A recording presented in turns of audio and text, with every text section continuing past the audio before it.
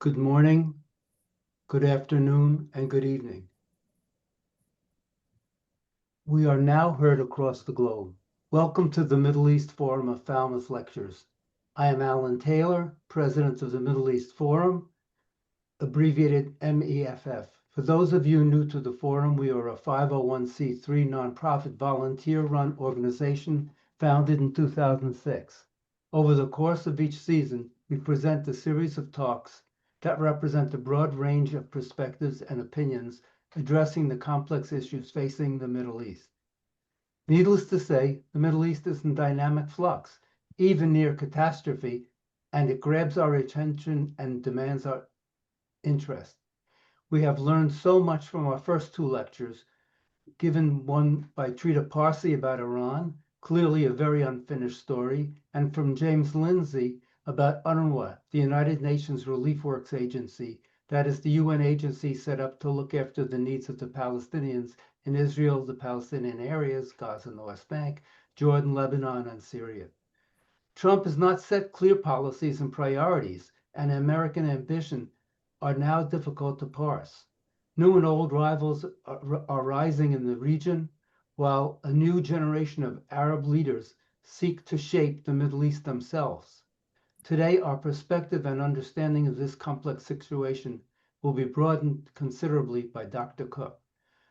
Just as a procedural issue, please use the Q&A at any time during the talk, and Jim Altschul will now take over and moderate this talk. He will also remind you about the Q&A. Jim, please. Wonderful. I am delighted to introduce Dr. Stephen Cook, ENI Enrico Mattei Senior Fellow for Middle East and Africa Studies at the Council on Foreign Relations. Dr. Cook is an expert on Arab and Turkish politics as well as U.S. Middle East policy.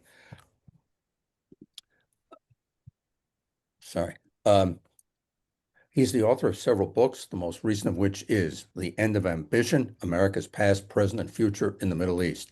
Dr. Cook's work has been published widely in international affairs journals, magazines, and newspapers, and Dr. Cook is a frequent commentator on radio and television. He received a BA in International Studies from Vassar, an MA in International Relations from the Johns Hopkins University School of Advanced International Studies, and an MA and a PhD in Political Science from the University of Pennsylvania. I heard Dr. Cook lecture last year and can attest that he is a terrific speaker. After the presentation, there will be time for audience Q&A. Please use the Q&A button on your screen and not the chat function to ask questions. You are welcome to submit questions at any time during the talk. I will try to organize and aggregate the questions and present them to Dr. Cook after he has completed his prepared remarks. After the Q&A, we will wrap up with a few brief comments and finish around 6 p.m. Dr. Cook, please begin. Well, thank you very much. Good afternoon. I didn't realize this was being broadcast around the world, so good evening and perhaps even good morning if you're in Asia. It's great to be with you, albeit virtually. I'm just across the waterway from Falmouth on Martha's Vineyard. It's been a great stretch of wonderful weather, except for today. And I'm not looking forward to heading back to DC for several reasons, but the ferocious heat and humidity of this summer are certainly part of that. Many thanks to Alan Taylor for the kind invitation and Jim Altschul for agreeing to moderate. I didn't realize that Jim was a two-timer in terms of my lectures. I hope this one is interesting and I'm just not repeating myself. Although if you were at the Harvard lecture in June of 2024, a lot has happened in the Middle East since then. Indeed, the headlines daily from the region are extraordinary, especially from the Gaza Strip and from Syria.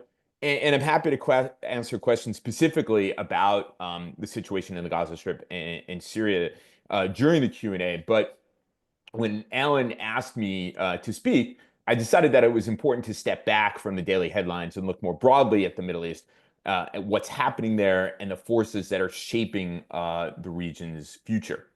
And in order to do this, I need to take you back to October 9th, 2023, just 2 days after Hamas's horrifying killing spree in southern Israel. Israeli leaders said a lot of things in those heated days, but among the most important was Prime Minister Benjamin Netanyahu's vow to, quote unquote, change the Middle East. And now either not enough people in Washington were paying attention, or people too easily dismissed this declaration as bluster, or they sought to, quote unquote, complexify it in a way that diminished its importance.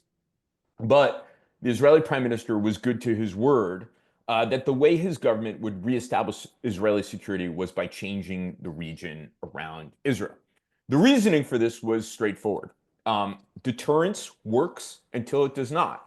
And Israeli deterrence worked until the morning of October 7th, and then it did not.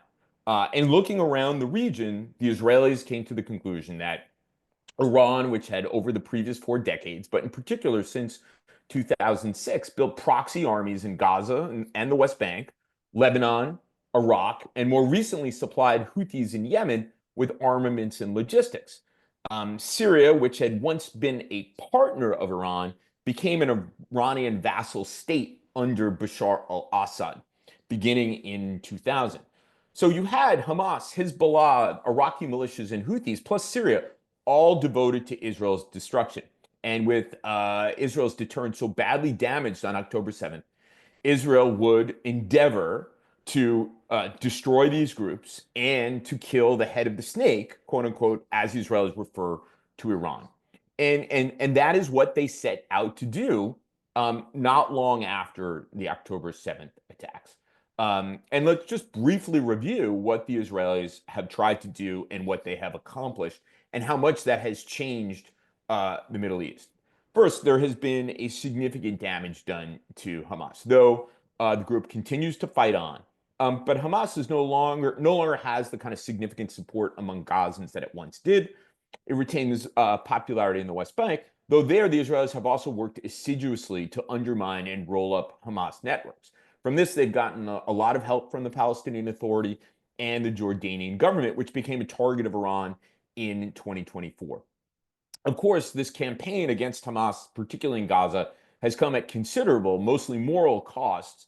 And most Israelis, now about 70+%, believe it's time to bring the conflict that began on October 7th to an end. But a majority also agrees that Hamas should not be in charge of the Gaza Strip.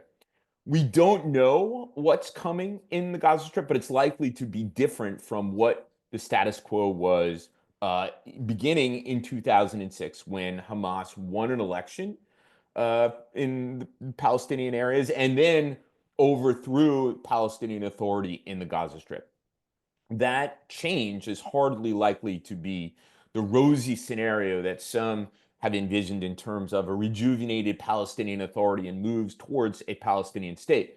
But nevertheless, the Israeli campaign over the course of these last almost 2 years has done so much damage to Hamas that it's hard to imagine that it can continue to, one, govern Gaza, and two, retains the ability to be a major threat to Israel's security.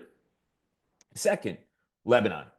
Hezbollah, which was Iran's foremost proxy, Iran's second strike capability, and Iran's regional expeditionary force, began firing on Israel on October 8th, the day after Hamas attacks on Israel. Israelis were on their own side of the border, and this firing kicked off a tit-for-tat war that lasted until mid-September 2024, when Israel moved into a new phase with its beeper attacks on Hezbollah operatives and leaders, and followed the next day with their walkie-talkie attacks on remaining Hezbollah operatives and leaders. Over the course of the next 2 months, Israel destroyed much of Hezbollah's missile and rocket forces, numbering by some estimates in the area of 150,000 in total, and decapitated its leadership and its commanders. Most spectacularly, in an airstrike against Hassan Nasrallah, the longtime leader of the group, who over years had become, despite being Lebanese, an important leader of Iran's Islamic Revolutionary Guard Corps.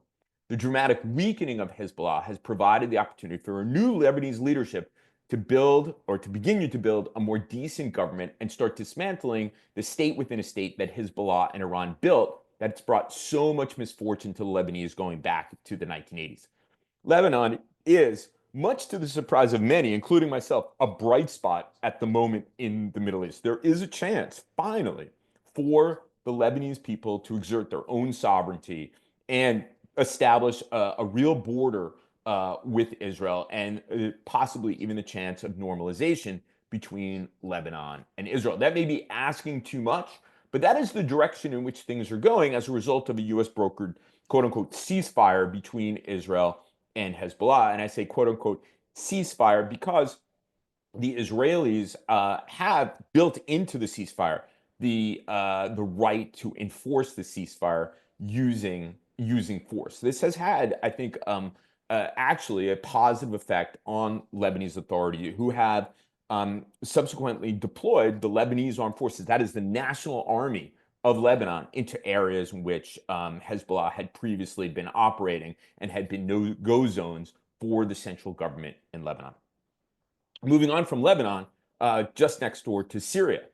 Because of Israel's success weakening Hezbollah, which, along with Russia, had saved Bashar al-Assad, the group was unable to muster the forces necessary to defend the Syrian regime when Turkish-backed forces of this extremist group called Hayat Tahrir al-Sham, known globally by its acronym HTS, and the Syrian National Army, which is not, in fact, the Syrian army, but another Turkish-backed militia, made a push into Syria's second city, Aleppo, in December 2024. Now, much has been missed in the months since this has happened, and it only really happened 7 or 8 months ago. But the push on the part of the HTS and the Syrian National Army was really not intended to overthrow the Assad regime. It was really much more of a catastrophic success. The Turkish government, which had been interested in normalizing relations with Bashar al-Assad, gave the go-ahead to its two proxy forces in Syria to put pressure on the Assad regime by using military force in Aleppo, along which there had been a very uneasy and unofficial ceasefire line. Unbeknownst to absolutely everybody, and much to the surprise of HTS, the Syrian National Army, and the Turkish government, the Syrian military forces in and around Aleppo were quickly defeated, leading to a fast march on Damascus a couple weeks later. The result is a new regime in Syria under a jihadist who has proclaimed himself to be president and whose backers promulgated constitutional principles by which he will rule for at least the next 3 years. Despite concerns about the fact that he is a jihadist and that the constitutional principles he promulgated were not exactly democratic, and that his record in running a province of Syria, which was not under the control of the central government, his record is not a good one. Despite all of these concerns, Middle Eastern heavyweights like Saudi Arabia, the UAE, Qatar, and others, along with Europe and the United States, are all backing the new government. When the president was in Riyadh in May, he met with Ahmed al-Shara, this former jihadist or current jihadist. We really don't know what his views are. And subsequently declared that the United States would lift sanctions on Syria, which it has moved in recent weeks to do, and sought to lift the designation of Ahmed al-Shara as a terrorist. Even Israel is engaged in negotiations with the Syrians. Now, all of this is possible because of the Assad regime falling, all because Hezbollah, the Iranian-backed militia, chose not to defend the Assad regime, primarily because it was unable to do so. And then this leads to Iran. Going back to that statement on the part of Prime Minister Benjamin Netanyahu on October 9th, when he talked about changing the Middle East, Iran was clearly on his and his advisors' minds. Everything that the Israelis have done in the Gaza Strip, everything that they've done in Lebanon, everything that they've done in Syria has contributed to the weakening of these proxies that Iran has built over the decades. Those proxies have been heavily damaged, which have weakened Iran's forward position in the region, cut off Iran's access to the Mediterranean, such that there is no longer a Western front for Iran that was as far as Beirut. The nuclear program, through Israel's recent military operations and the U.S. military operation, have been set back. The United States and Israel can strike Iran at will, and the regime has clearly been weakened. We know this by dint of what they are doing domestically to engage in massive repression of the Iranian people in the wake of Israel's Operation Rising Lion and U.S. Operation Midnight Hammer. I should point out that the Israeli operation had three components to it. One was to do as much damage to Iran's nuclear program as possible. Two, to destroy as much as possible of Iran's ballistic missile manufacturing capabilities, including its supply chain. By the estimate of the US intelligence community, within 10 years, left unchecked, Iran's ballistic missiles, inventory of ballistic missiles, would be among the largest inventories in the world, almost rendering its nuclear program moot, given what was estimated its ability to produce tens of thousands of these ballistic missiles, along with launchers that could not just endanger Israel, but also other American partners in the region, Saudi Arabia, the United Arab Emirates, Egypt, and others. So what this has done has set the Iranians back considerably. So when you take stock of everything that has happened since the time that Netanyahu spoke on October 9th, after almost 2 years of war in the Middle East, if you take stock in this, there have been some notable achievements. If you're Israeli or if you're a supporter of Israel, Israel's security situation is far better than it was on October 6, 2023, for all of the reasons that I just outlined. Hamas has been greatly weakened, though not defeated. Hezbollah has been greatly weakened and unable to muster the forces to be Iran's second strike capability or its regional expeditionary force. Iraqi militias are intimidated by the use of Israeli as well as American force in the region. Syria has an entirely new regime that is hostile to Iran and Iran's proxies, and Iran itself has been greatly weakened. That all redounds to the benefit of Israel and Israeli security. For the United States, the U.S.-backed regional order has been bolstered as a result of the dramatic weakening of Iran and its proxies. All of the concern about how Russia and China may take advantage of this situation have really come to naught. When Iran was under attack by both the United States and Israel, neither Russia nor China did much to help the Iranians. As my friend and former CNN international affairs correspondent Elise Labott quipped, the Russians and the Chinese sent thoughts and prayers to the Iranians, not missiles and air defense systems. All of this has made an impression on the Saudis, the Emiratis, and others who had been hedging over the course of the last 10 years with the Russians and the Chinese, that the United States was good to its word when it came to Iran's nuclear program. As one senior Gulf official said to me, the Israeli attacks and the American operation were inevitable. Iran has been menacing the region and building a nuclear weapons capacity for many, many years. This was bound to happen. We will, and this is me quoting him, we will publicly criticize, but privately admire what the United States and Israel have been able to achieve. All that being said, I think that the situation is actually rather mixed.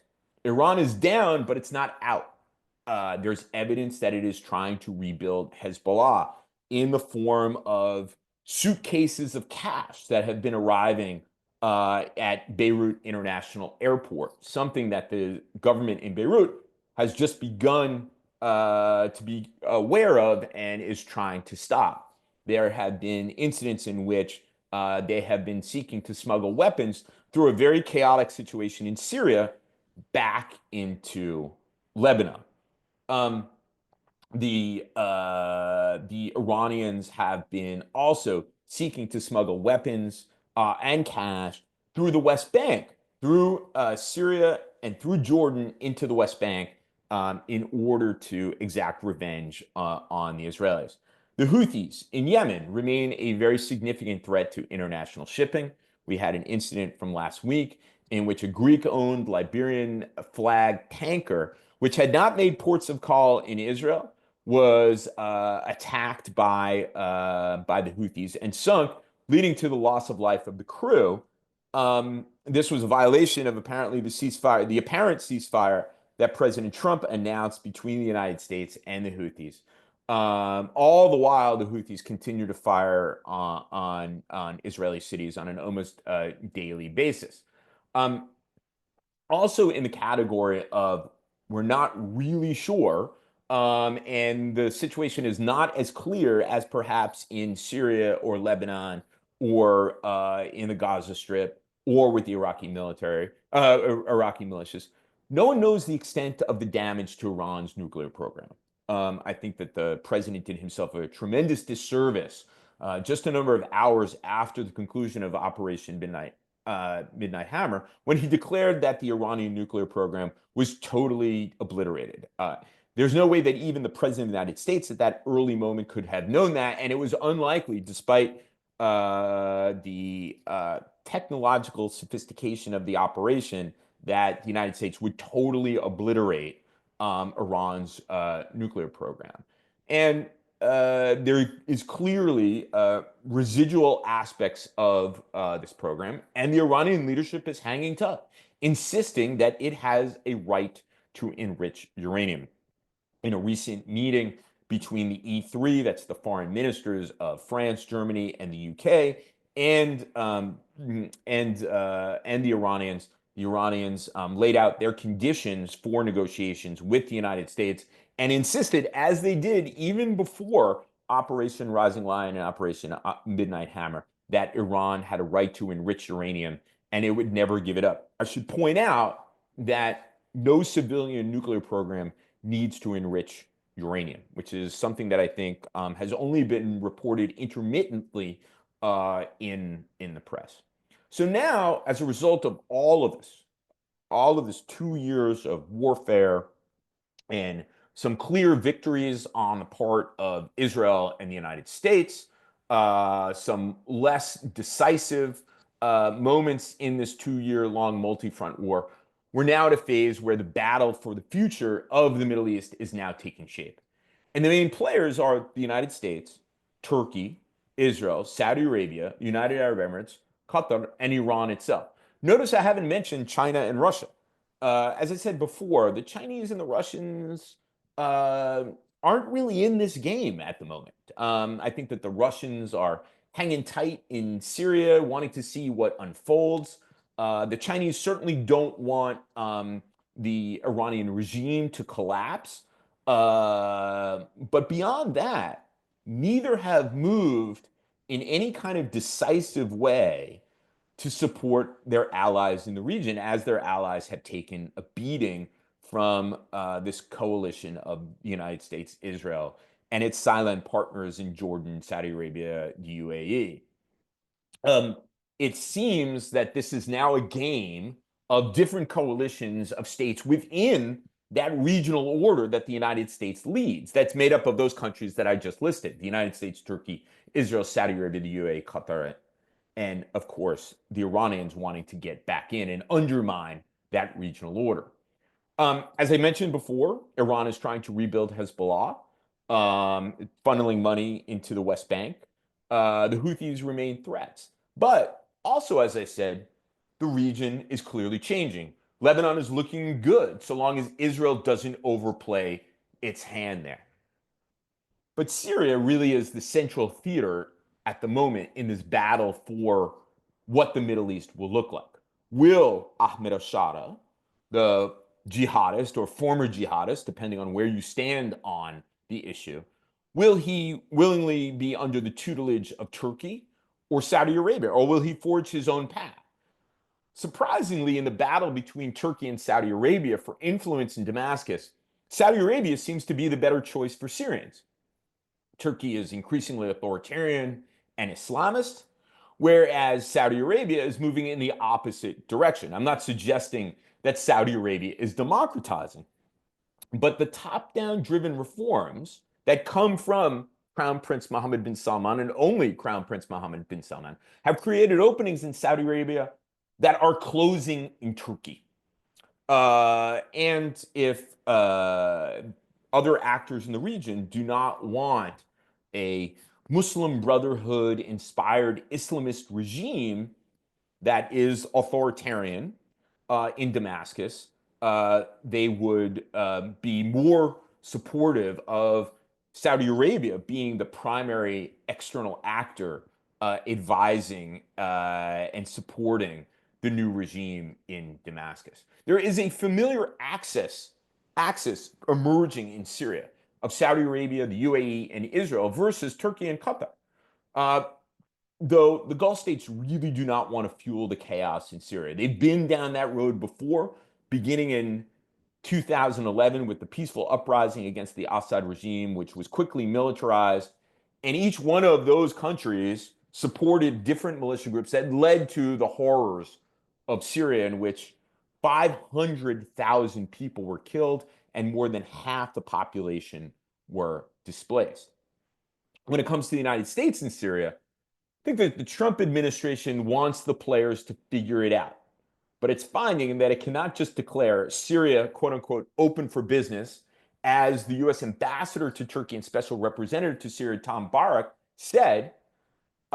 It can't just lift sanctions. It can't just declare open for business. It can't just declare that Ahmed al-Shara is no longer a terrorist. There's going to have to be a fair amount of playing referee and arm twisting when it comes to Syria, specifically when it comes to the rivalry between Turkey and Israel. In my regular column at Foreign Policy Magazine, I laid out 5 points that the United States should pursue in Syria.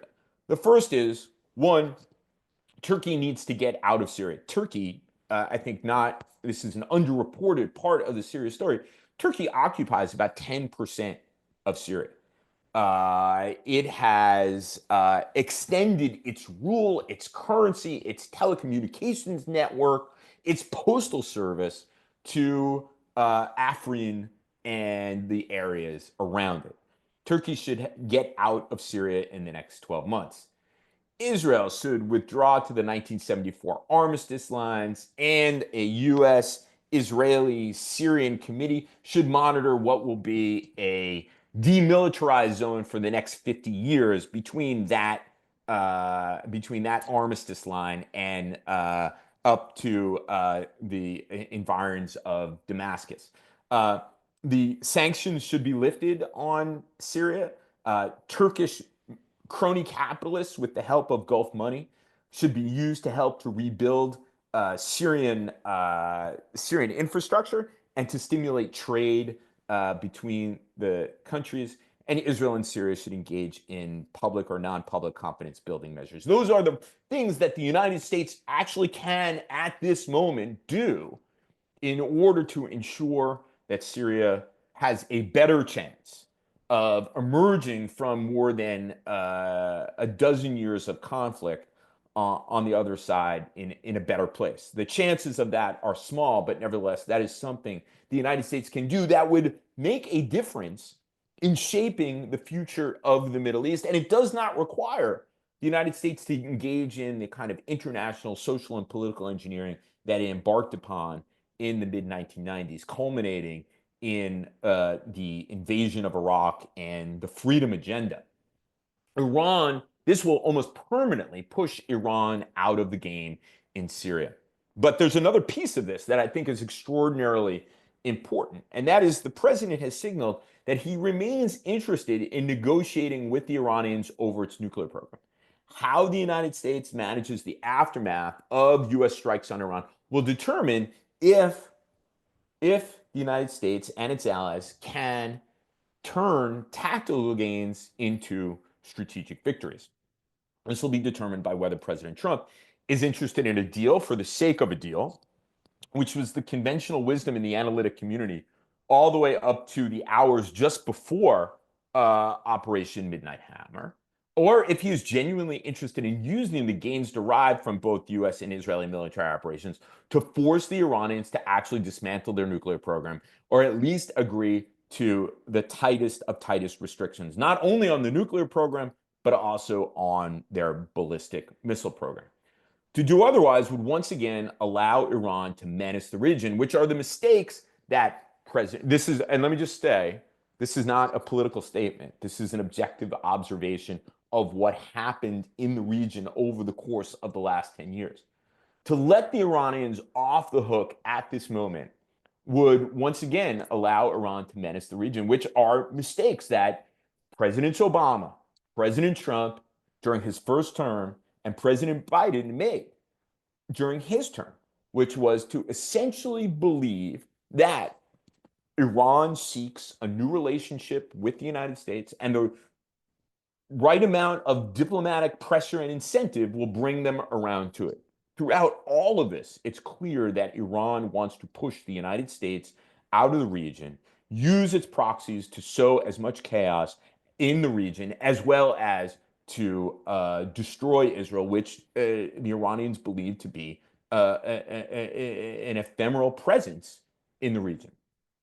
To do anything other than either negotiate with the Iranians to the tightest of tightest agreements would lead to a reversion of the Middle East that existed prior to Hamas's attack on Israel. And that is a Middle East that at the very surface, people believed was stable. In fact, President Biden's national security advisor, who's a very, very smart guy, wrote in Foreign Affairs magazine that the Middle East, on the in an issue of Foreign Affairs magazine that came out in October 2023, that the Middle East was more stable at this moment than it had been for the previous 2 decades. To not seek to turn tactical gains into strategic victories would be asking for a return to that Middle East that seemed stable, but that was no stability at all. I'll stop there. As I said at the top, my goal here today was to provide an overview of what's happening in the region, the trends in the region, and what the region's likely to look like after all of these protagonists fight it out. But I'm more than happy to answer any questions about anything related to the Middle East, whether I cover them or not. Thanks very much. I'll turn it back over to you, Jim. You're muted, Jim. Thank you very much, Stephen. As advertised, this was absolutely terrific. And now we've gotten a nice list of questions. I'm going to start off with a question based on one of your remarks. You were talking about, I wouldn't say alliance, but I don't know what the right word is, but you're talking about the U.S., Turkey, UAE, Qatar, did I pronounce it right? Saudi Arabia sort of being aligned. But within that group, aren't there somewhat divergent interests? Indeed, there is a U.S.-led regional order that is made up of the United States, Saudi Arabia, the UAE, Morocco, way out in the western part of the Middle East, Egypt, Jordan, Qatar, Oman, Turkey, and Israel. But within that broad regional order of American partners and one NATO ally, Turkey, there are differences and rivalries and challenges that the United States ends up managing. And one of the most difficult of those that the United States manages is between Israel and Turkey. And another one that's difficult to manage is Qatar and its neighbors, Saudi Arabia, the UAE, Egypt, Israel. I should remind people who are online with us of the blockade that Saudi Arabia, the UAE, Bahrain, and Egypt laid on Qatar during the summer of 2017, began in June 2017, and lasted a number of years because of their belief that Qatar was, one, fomenting instability in their societies through Al Jazeera, its support for the Muslim Brotherhood, its increasingly close relationship with Turkey, which none of these governments trusted. But broadly speaking, the United States, over many, many years, has been able to forge a regional order in which all of those countries, in one way or another, makes it relatively easier and relatively less expensive for the United States to project its power in the region and seek to achieve its interests. None of these partners are easy. None of them are perfect. But as I said, each one of them provides an opportunity for the United States to pursue its interests that would be marginally or significantly more difficult if they were not broadly aligned with the U.S. Excellent. So, with Israel focused on security, operating at cross purposes with KSA, UAE, and others focused on stabilizing the regime. Shouldn't the U.S. convene a regional strategic dialogue to harmonize it all? Well, I think the premise of the question is suspect to me, with all due respect to whoever asked it. It doesn't seem to me that Israel, the Saudis, and the Emiratis are all working at cross purposes with each other. I think if you talk to Saudi and Emirati officials and other officials in the region, Jordanian officials, Egyptian officials, I think they would all agree that the Middle East is better off without Hamas and without Hezbollah and with a greatly weakened Iran. Now, it is certainly the case that the Saudis who uh, who, who agreed to a deal with the Iranians under Chinese auspices in March 2023 do not want to give up their rapprochement with the Iranians.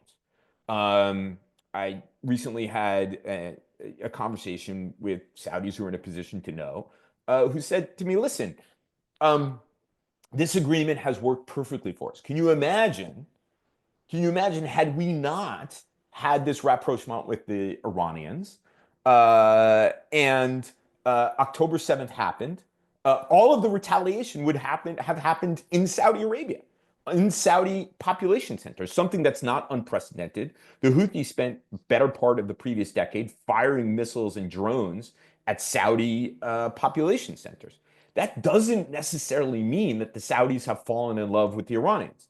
Because when you put to Saudi officials, hey, who's the biggest strategic threat to the kingdom of Saudi Arabia? They unhesitatingly answer Iran. It's mostly BS that the Saudis don't care. There's a lot of BS about the Saudis. It's mostly BS that the Saudis don't care about the Palestinian issue. That's nonsense. It's mostly BS that the Saudis really, really want a close relationship with the Iranians. What they want is a weakened Iran that cannot sow chaos throughout the region. And to the extent that both the United States and Israel have helped accomplish that goal, as I said before, the senior Gulf official said to me, we will publicly criticize, but privately admire what the United States and Israel have been able to achieve in Iran. Terrific. Next question. One of our listeners wrote, I'm surprised that the Houthis in Yemen, which is the poorest of the Middle East countries, or at least I guess the Gulf countries, have been so successful in continuing to cause trouble in the area. Why is that? Well, it's a really, really good question, because I don't know how many people have said to me, whether it's, buddies from high school, Israelis and others, and say, how is it that the United States cannot destroy this ragtag group militia called the Houthis? By the way, just as a point of clarification for everybody, the Houthis are a guy. There's a guy named Houthi. These people are followers of a guy named Houthi. It's not a tribe. It's not anything like that.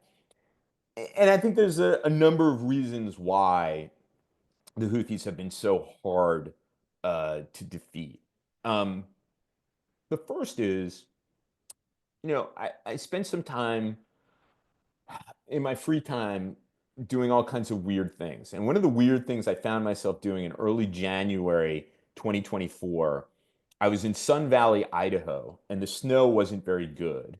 And so I came in early and I decided to watch, because these are the kinds of things I do, Hassan Nasrallah eulogize Qasem Soleimani on the third anniversary or fourth anniversary of his killing by the United States. Qasem Soleimani was the leader of the Quds Force of the Islamic Revolutionary Guard Corps, the most fearsome group in the Middle East.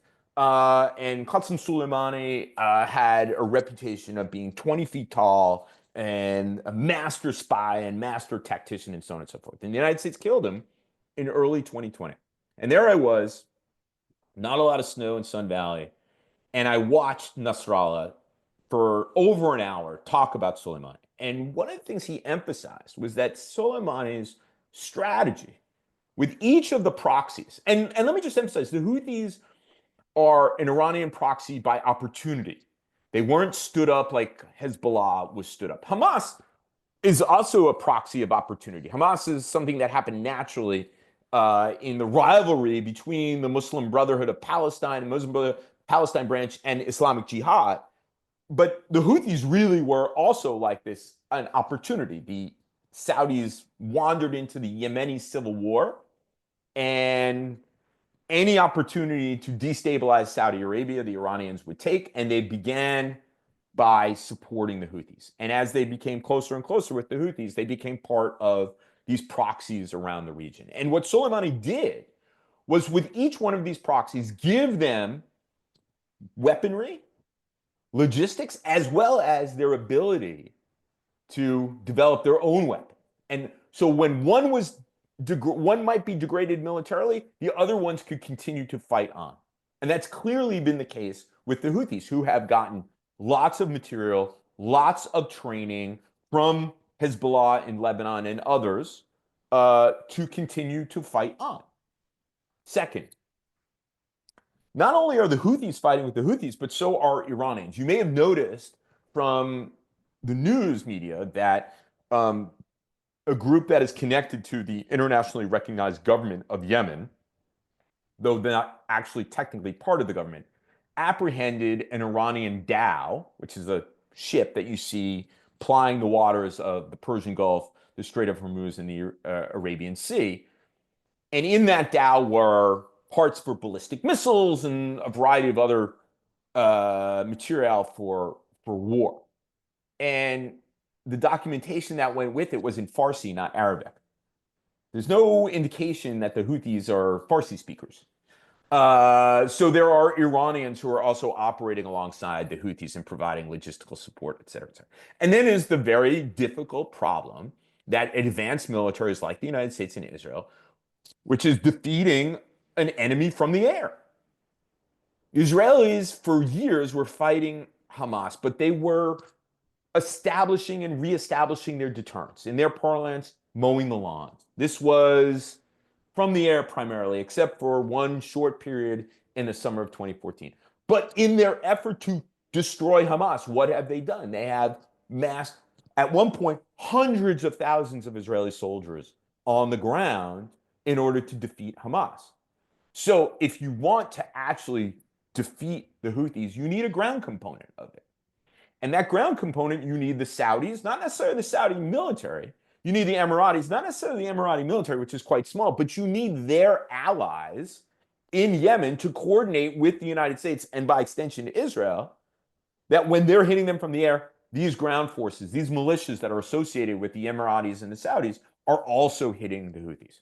That is something that the Saudis in particular have not been willing to do for fear that it would reignite a war in which their civilian populations, just like when the 12-day war between Iran and Israel, in which the Iranians targeted Israeli civilians in their cities, the Houthis, using Iranian tactics clearly, during their war against Saudi Arabia, and by extension the UAE, targeted civilians in population centers. And the Saudis were not having any of it without significant assurances from the United States, which President Trump, who ran for office 3 times on not getting involved in adventures in the Middle East, would not give the Saudis or the Emiratis. That's why the Houthis continue to be a major problem. Okay. Can the Lebanese army move into southern Lebanon?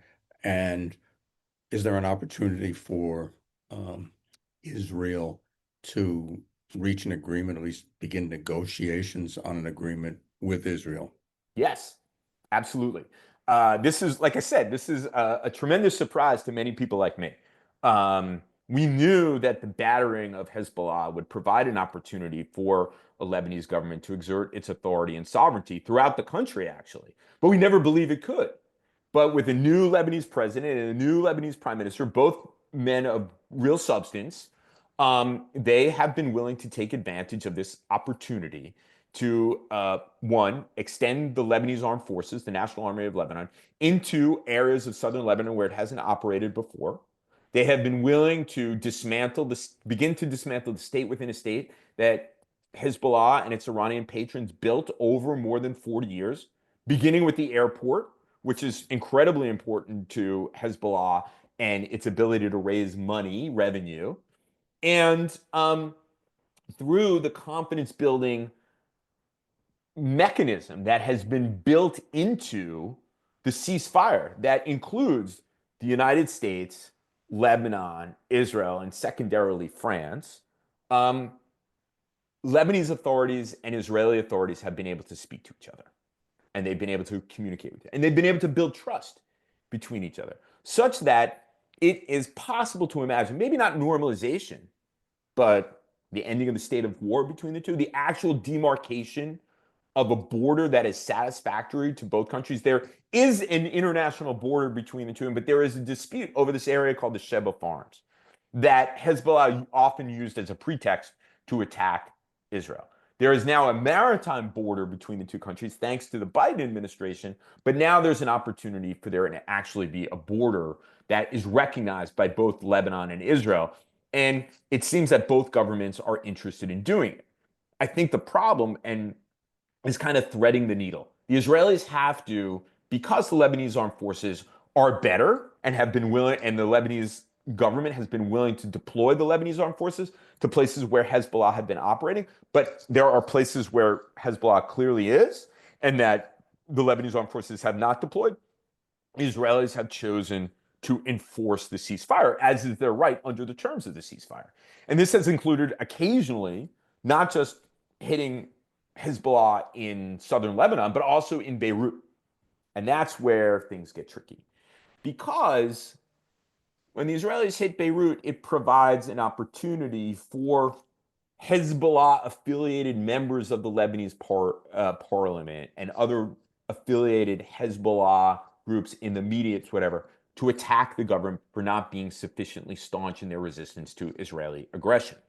And if the Israelis kill more and more Lebanese, this becomes a more potent political argument and puts more and more pressure on the Lebanese government. So far, U.S. diplomacy in this has been quite good in bolstering the Lebanese government. The Israelis have exercised, for the most part, a certain amount of restraint, and confidence between the two governments has been increasing. That is by no means a statement to the effect that we're about to see normalization, Lebanon will join the Abraham Accords. It just means that it is a better situation along the Lebanese-Israeli border than it has been since anyone can remember, since I was in short pants.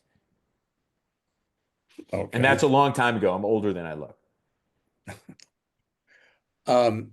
With regard to Turkey having taken over 10% of Syria, and knowing that this is this the Kurdish area of Syria? Keep going. Yeah. Yes. Do you care to comment on the latest conversations within Turkey about another Kurdish opening? Sure, I'm happy to talk about it. It's extraordinarily complicated, and I don't want to bore everybody with the kind of inside baseball on Kurdish politics, which are extraordinarily complicated, and Turkish Kurdish politics, which is extraordinarily complicated. But let's put it this way. Yes, the Turks have occupied 10% of Turkey, of Syria, part of the kind of northwest central part of the country.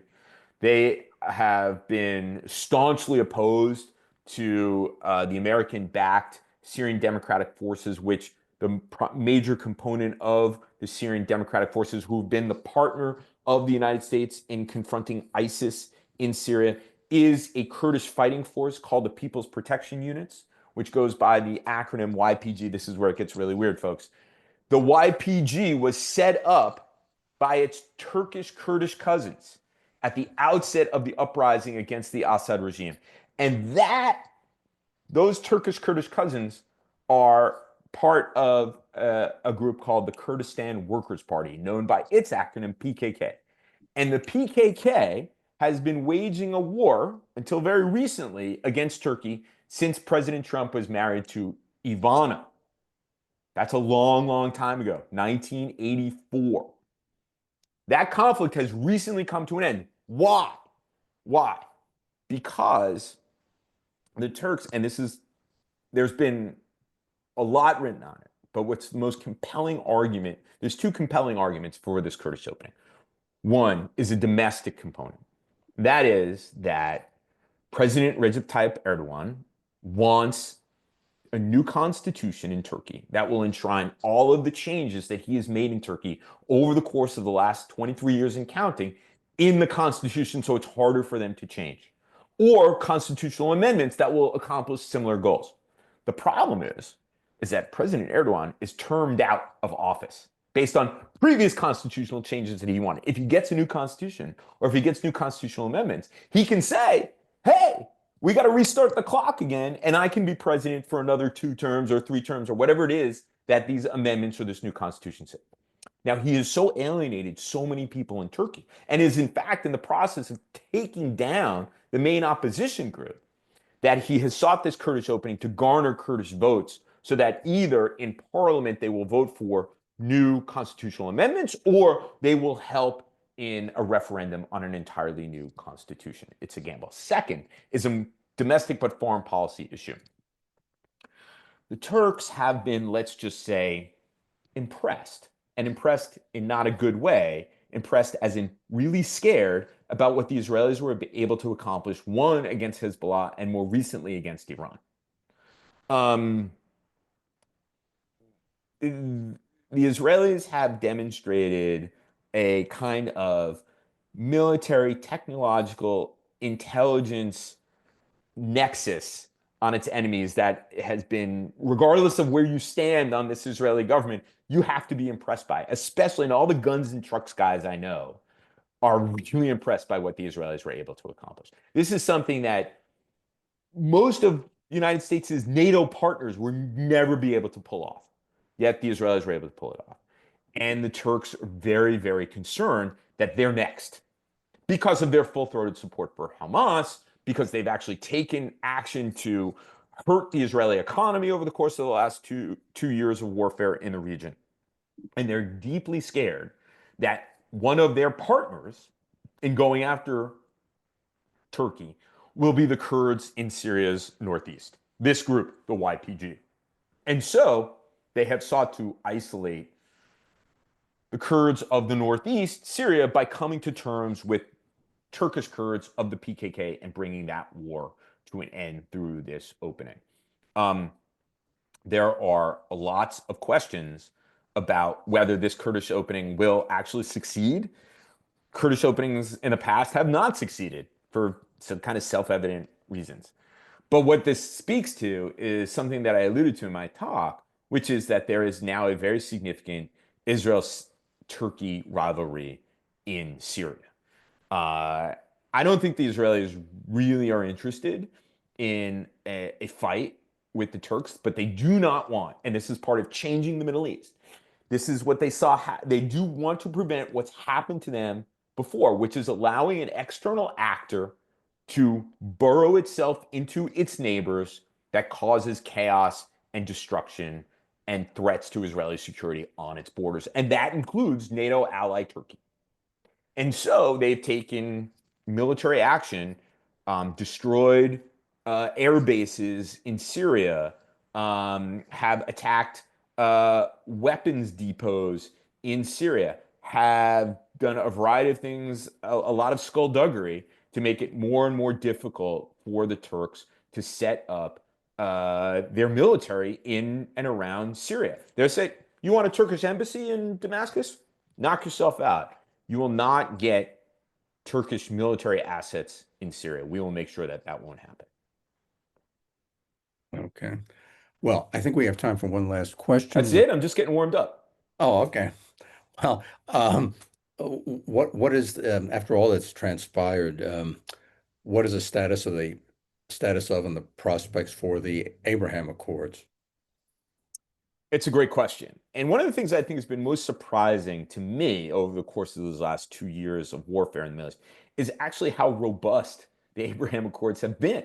I mean, if you had told me in September 2023, there's a world in which the Israelis have flattened 3/4 of the Gaza Strip, killed by some estimates 60,000 people. I realize that that is a contested number, But those who contest that number have at least have to say that there's a possibility that not only does that may that number be, maybe that number is smaller, but also maybe that number is larger. We just don't really know, and I don't think we'll ever know. Killed tens of thousands of people, and trade between Israel and the United Arab Emirates would go up, or that there would still be security coordination between Israel and Bahrain, that Israelis would still be able to travel to Morocco, that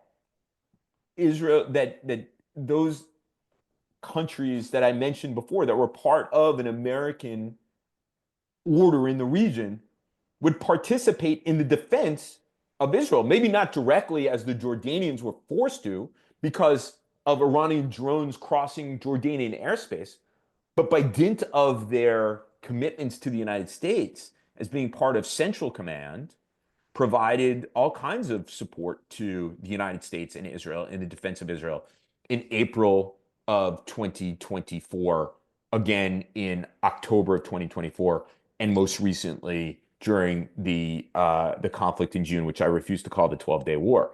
So they have been much more robust than anyone would have expected, and more robust than Israel's relations with some of its partners in Europe.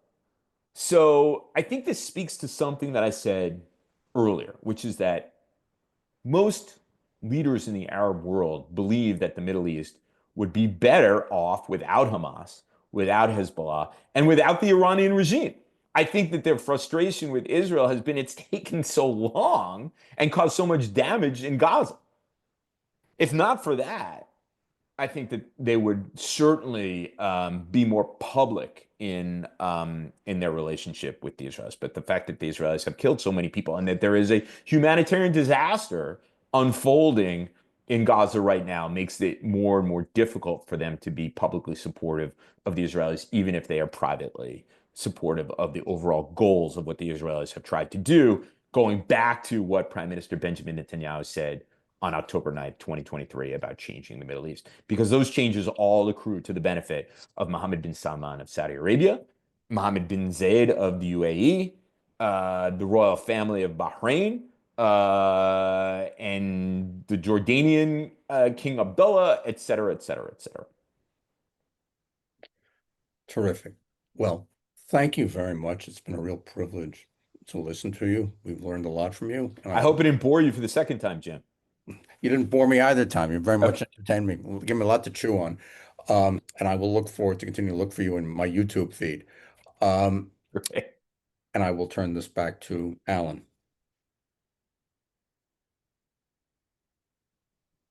Alan, I think you're muted. Alan, you're muted. Okay, let's try again.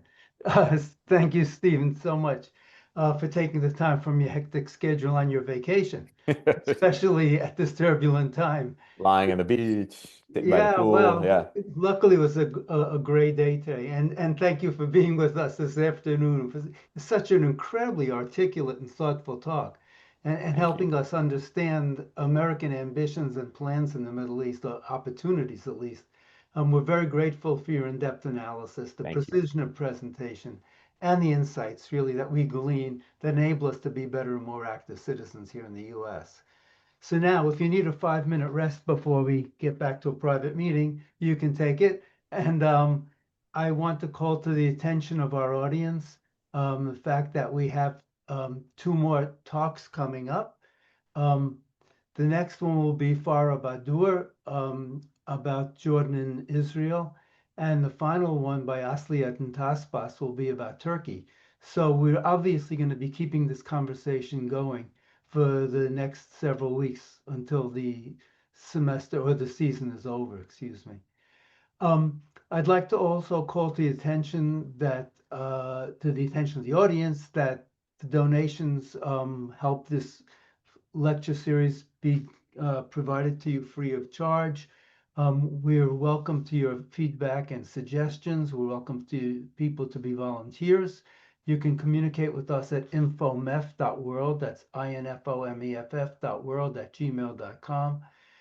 You can go to the MEF site, www.mef.world, to register for future talks and to access the recordings of recent lectures and to make the donations that enable us to continue this lectures free of charge.